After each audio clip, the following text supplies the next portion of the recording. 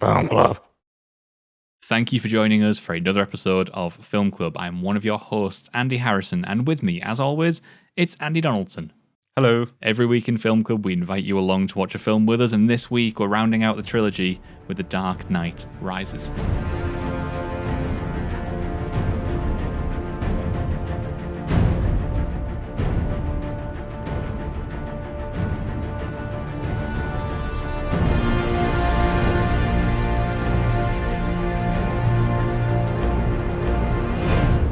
Final in the Nolan saga of Batman, and The Dark Knight Rises is Batman taking a hiatus. The city goes to shit because of Bane, a mercenary called Bane, and Batman returns, pun intended. I love this film. I think it is Morek's favourite one out of the trilogy, or maybe second favourite, because she does love The Dark Knight. And I feel like it rounds it off so well, Andy. What do you think? I find that a lot of people coming off of The Dark Knight had astronomical expectations. And anything that didn't meet that suddenly became, sort of the silly golden rule of the internet. If it's not perfect, it's trash. There is no subtlety in between. And I think that this film is often a victim of that. I think that this is the sloppiest of the three. Yeah, I agree. Probably some of the sloppiest writing. But I think it's also got some of the best stuff in it. Some of the best action sequences. And I actually think the scale of this film is essentially perfect for a blockbuster. Yeah. So I love the fact that the threat of this film is not world ending. It's not something that you can't fathom happening. It's definitely something that you could go, do you know what? I could see how in the third film, last of the trilogy, Nolan would go that far. But also the scope of the filmmaking, sort of like the integration of some of the plot threads from Batman Begins, some of the integration of like the supporting cast characters, the motivations that are all lumping on top of each other, introduction of new characters as well. I think that he handles it all just masterfully. I'm genuinely impressed with how Christopher Nolan keeps this film moving and keeps it coherent throughout. Really, really impressed with it. Like, it's a film that I think doesn't quite get enough love as it should. I think it's incredible. Going back to it this time has made me appreciate it way more than I have in the past. I know. I'm looking back at my comments I made in the review a few weeks back about Batman Begins, and I was thinking, actually, no. Upon rewatch, this is fucking good. And you're absolutely right. He gives each like kind of character their own spot, but they're not like taking a whole screen. The use of legacy that this film like kind of encapsulates the whole trilogy, it kind of ties it all together. The moments between the Dark Knight and the Dark Knight Rises, I think it's 7-8 years, and then. It's even when what's he called? Alfred, sorry, for Christ. Alfred, at the start goes on about how Bruce Wayne, Batman Begins, was away for 7 years. So it really utilises that space of time well and kind of gives you a good idea of just how long it's been. Run about like the police have been underground for 3 months. You can see that and how entrenched they are in just like surviving. Now, the legacy that this brings forward, we see the Scarecrow come back, for example. We see, as you said, other minor characters come back, the tie-ins, and it's just... Can you believe we forgot to mention the fact that the Scarecrow pops up in The Dark Knight? I can't quite remember. Is it when he goes to a cell? He does, doesn't he? No, it's the very beginning. There's like a drug bust, and the guys who are pretending to be Batman turn up. And the guy who pops out the van is Scarecrow, and he's the only character that pops up, only villain who pops up in all three films. Shit, there we go. Nice bit of trivia for you. I didn't realise. But that's what I mean. It's he doesn't need to do it. A great example as well is Ra's al Ghul coming back. He didn't need to do that, but it was a lovely little tie-in. I thought Liam Neeson is really plays really well as Ra's al Ghul. The tie-in to his dad picking up from the well, when he's in the pit. And it's quite interesting because we come into this film, similar to The Dark Knight, with this incredible action sequence with the plane. We see this introduction to this character. I thought the introduction of Bane is superb. Bane as a character, I really enjoyed. He is one of my favourites because he has that brawn, but he has the intellect behind it as well. And obviously, they got the iconic voice, Believers. No, you stay here. I'm in charge. Do you feel in charge?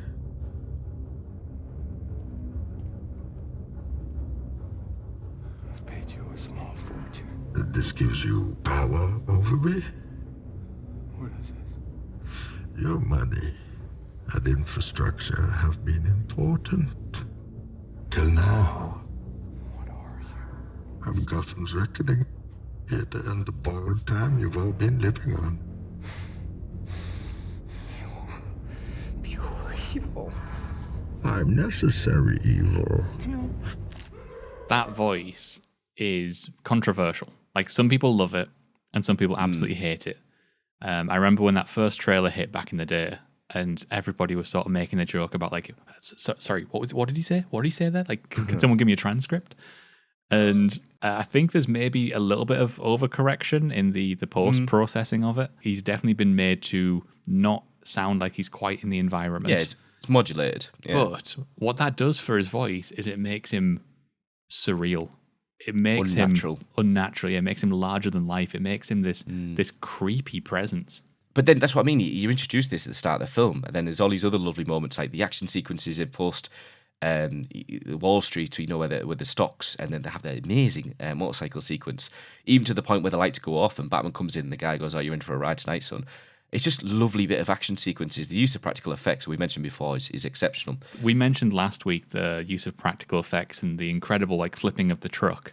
And although I don't think he's intentionally trying to one up himself, that opening sequence is bloody credible, because there's a immediate instinct watching it with a contemporary eye where you sort of think like, oh, there's probably some CGI trickery going on there. No, they literally did that over the Scottish Highlands. I did not know that, actually. They literally tore that plane apart, suspended it, had people dropping into it over the Scottish Highlands. Brilliant. Brilliant, again, from Nolan, his use of practical effects. We've mentioned about Hans Zimmer. He's absolutely killing it with the Batman theme. We mentioned last week in how the use of dissonant strings, the Joker theme coming through. What I really like about this is the subtle use of tones throughout like little bits of dialogue. There's a CEO meeting and he's got this low, subtle drone that's like prevailing throughout that kind of ramps up at the moment where you need the iconic figure of Bruce Wayne, and it kind of tones down whilst other people do, but it's ever present in the background. And the other part as well is when Bane comes on the scene, or Bane's kind of plans come to fruition, there's that, I don't know the chant, but the chant in the pit that comes up in the background. It feels like it feels like you're playing Skyrim and you've seen a word wall. And it really is. It's a subtlety of using that, and it's just like kind of layering that tone behind the film. Zimmer again and the sound team, you're absolutely killing it. Why would you run? You can't hide from us with a record like this. Maybe it's not you I'm running from. Who then? Bane? What do you know about him? That you should be as afraid of him as I am. We can offer you protection. Okay.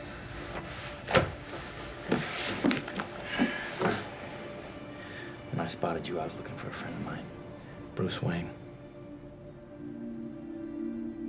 Did they kill him?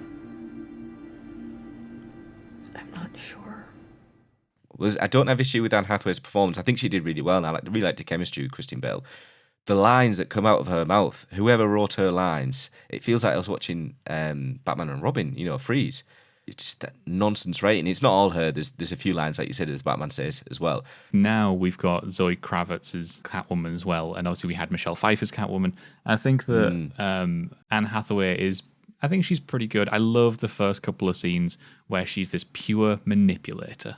Like, depending on who walks in the room, she, on the turn of a dime, on the flip of a dime, whatever it's called, she will just turn. One minute she's like powerful. Everyone. Yeah, one minute she's screaming as soon as those police officers bust the door down. Then she's limping when she's outside. Yeah. I think that's fantastic. So, but then for the rest of the film, it pretty much goes away and she goes back to being a little uninteresting. So what did you think of Joseph Gordon-Levitt?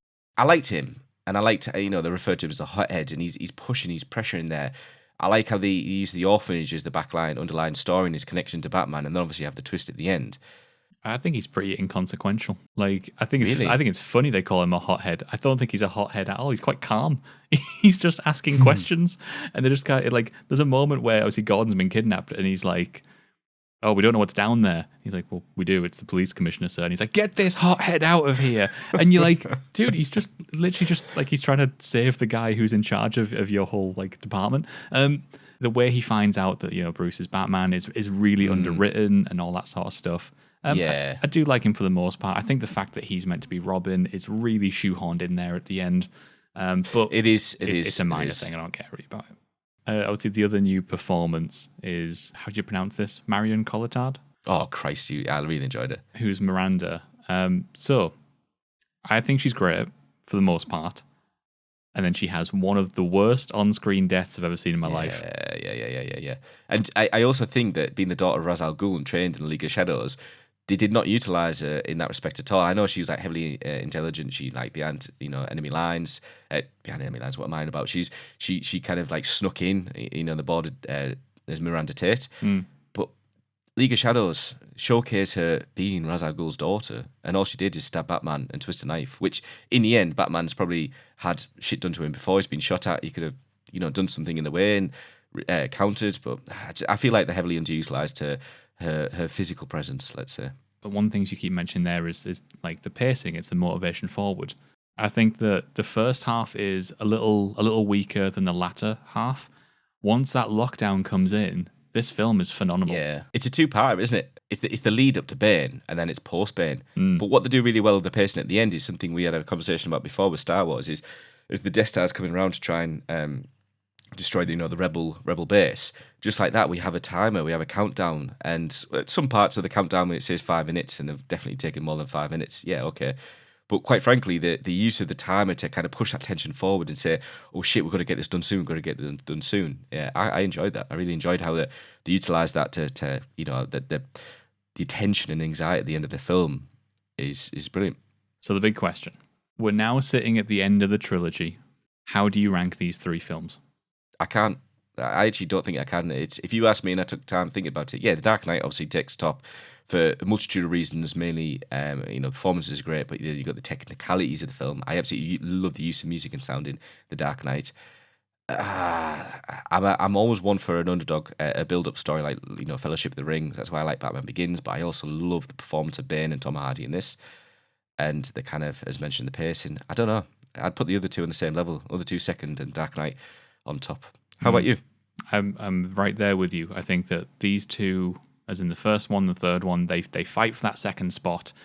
I think generally speaking, I'd be inclined to go Dark Knight Rises, Batman Begins, but there's so little in it, and it's part of the reason these films are so beloved. They really do treat this material with respect. They're not just straight adapting something. Like obviously there's a bit of Nightfall here.